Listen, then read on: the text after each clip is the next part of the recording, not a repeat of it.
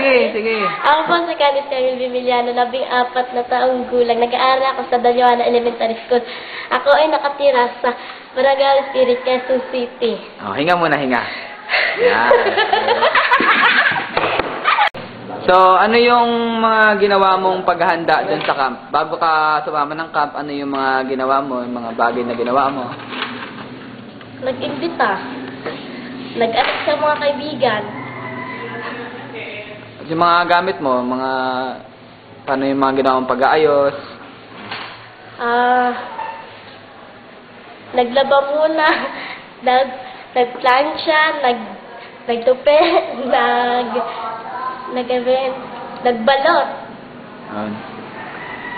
So, nagbalot ng mga gamit. So, nung araw nung camp, nung bago umalis, no, di ba, dun tayo sa bus, tapos yung pagbiyahe, hanggang sa dumating dun sa camp, ano yung mga na-experience mo, yung mga naranasan mo dun sa biyahe, hanggang dumating dun sa camp? Masaya. Antay na ito. Masaya, enjoy sa pagbabiyahe, tapos, ito.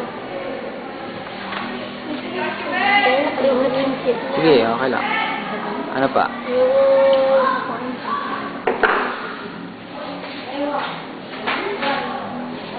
Excited din. Excited. May mga bagong kaibigan, bagong nakilala, mga ganun. Meron.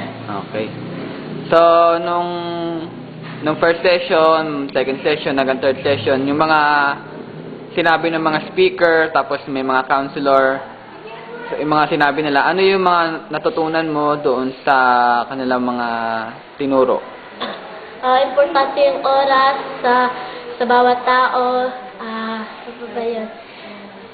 Mahalaga ang panalangin sa araw-araw. Tapos mahalaga rin pagkakaroon ng kaibigan. Tapos ano yung bagay sa tingin mo na nagbago sa'yo, yung malaking pagbabago sa sarili mo? Sa tingin mo? Di na masyadong palamura.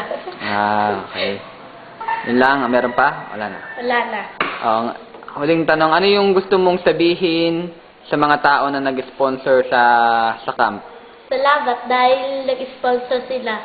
At dahil sa kanila nakapunta ulit ako sa camp.